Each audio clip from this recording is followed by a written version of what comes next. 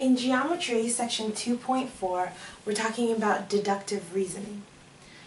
And there's two different laws that we're going to deal with now that you are more familiar with statements like P and Q and how to use the if and then statements.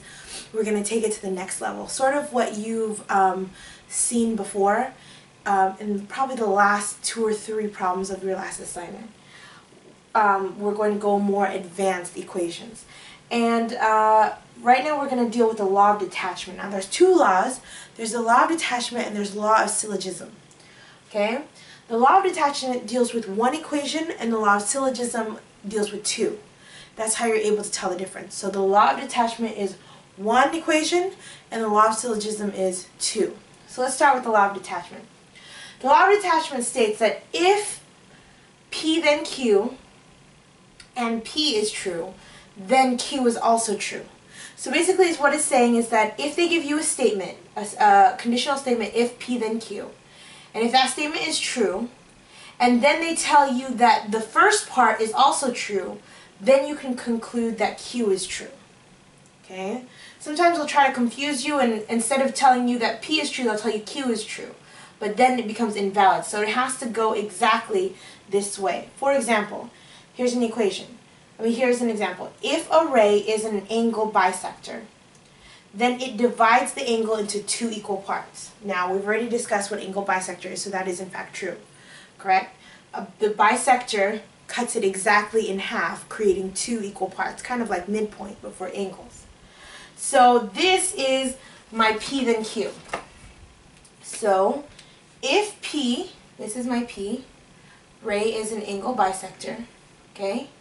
This is P, okay? Then, this is my Q. Divides the angle into 2 equal parts. This is my Q. Okay? So they tell me that P then Q is true. Check. Okay? And then on given, when they give you given, that means you assume the given is true. And they tell you that BD bisects angle ABC. Now, this statement, does that have to do with P or does it have to do with Q? Well, if it says bisects an angle, if a segment bisects an angle, this is a ray, and it bisects an angle. So this is P. So this is telling me that P is true. Check. So it's asking if this whole thing is true, can I conclude that ABD is equal to CBD? Well, because P then Q, this is it right here, P then Q is true, and P is true, that means that I can conclude that what is also true? Q. So angle ABD is equal to angle CBD. So this is valid. So we're going to be checking a lot of whether the equation is valid or invalid. And maybe when we do the example, you'll be able to understand it more. So don't forget to write this down. And also don't forget the vocabulary because that's important as well. The next one we're dealing with is called the law of syllogism. A little bit of a complex word. But again, because the first one is dealing with law of detachment, dealing with 1 statement that you cut and break into 2 different parts. In this, in the law of syllogism, we're dealing with 2 segments. Sometimes they have common statements, but we're dealing with 2 of them. So it's saying if P and Q, so if you have an equation P then Q, and they say that's true, and then you have an equation Q then R, and that's true, then you can assume P and then R is true. So what that means is, if you look at here, what does these 2 have in common? This is my P statement, okay? This is my hypothesis. This is my conclusion. The conclusion of the first statement has to equal the hypothesis of the second. So this is the last part, this is the first part. You see how they're both Q? It's kind of how X and Y work. If these were both X's, they would have to be the same thing. So as long as this is talking about this, they're talking about the same thing, then I can take this out and I'll end up with P then R. Okay? P then R. They took out what they have in common. So, for example, here are my 2 statements. If the symbol of a substance is Pb, then it is lead. This is the symbol of a substance is Pb. This is my P. Okay? Then it is lead. This is my Q. Okay? Here we go. If a substance is lead, this is a statement. Is this equal lead and lead? Because this is also Q. Then the atomic number is 82. Atomic number is 82. This doesn't equal this.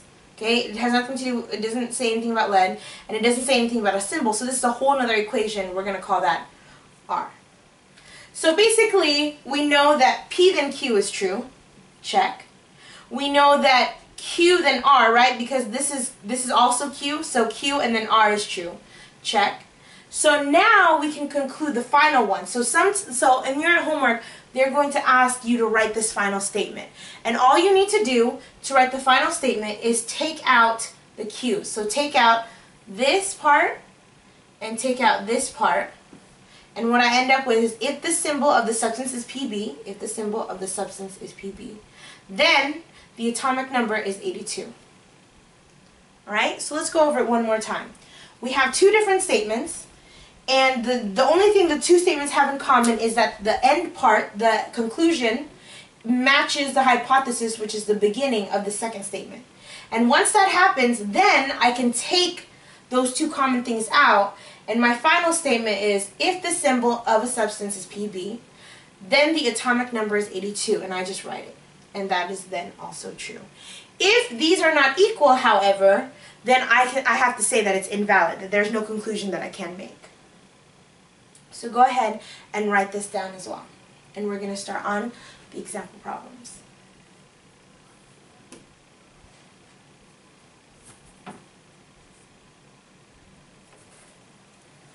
Here's the first example. It's saying here, if segments are parallel, then they do not intersect.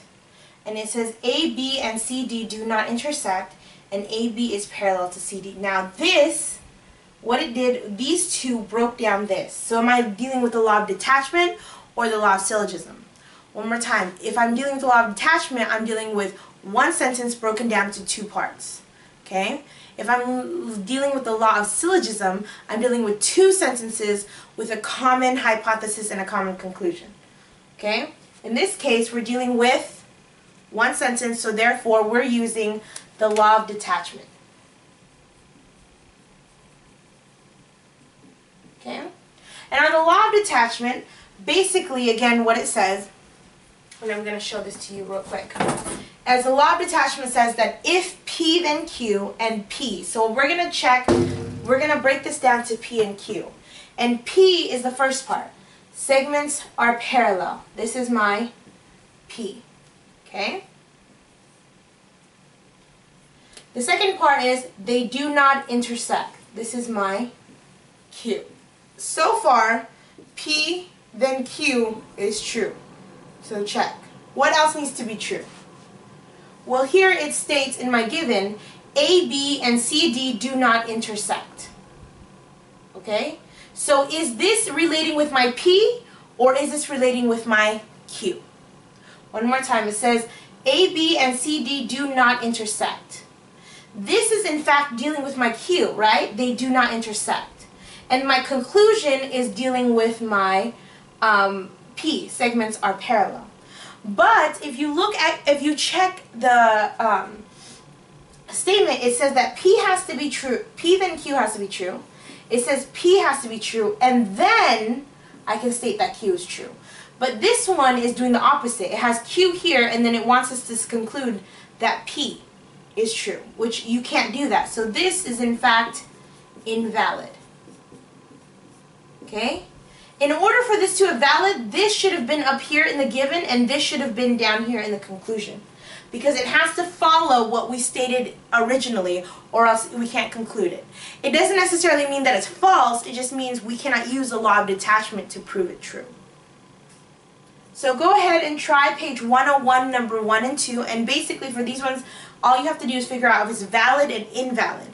And if it's invalid, explain why. So in this case, it's invalid because this is Q, not P. So page 101, number 2.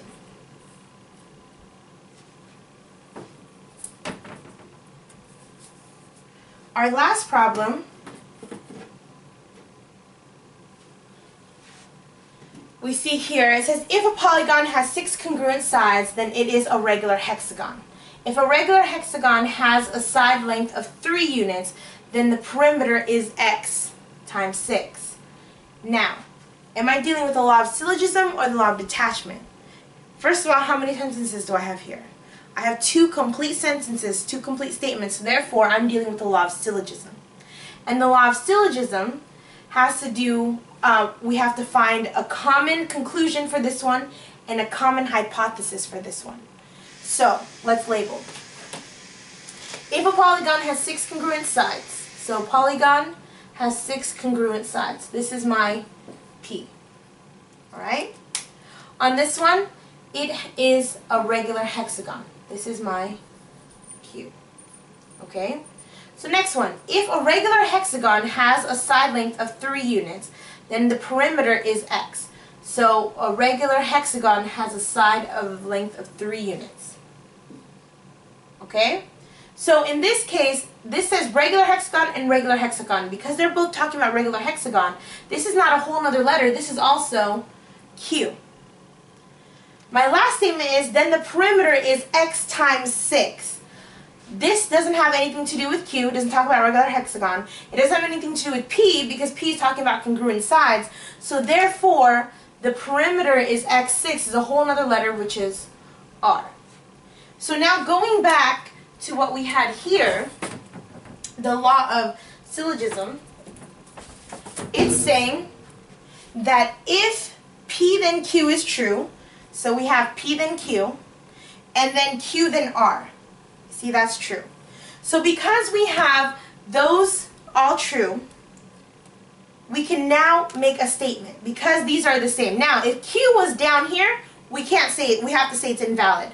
If this was in any order besides it is now, then it would be invalid. But now, because Q is at the end here and at the beginning here, it is now what? Valid. So once it's valid, then we can write the statement. The question is, how do we write the statement? And again, if you remember from the last time we did an example similar to this, we just took out what they had in common. And what did they have in common? Our Q's. So we're going to take out our Q's. And what we should have left is our answer. If a polygon, I think I ruined my red marker, has 6 congruent sides,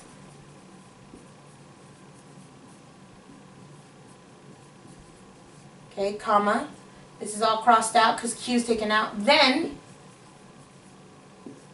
the perimeter is x6.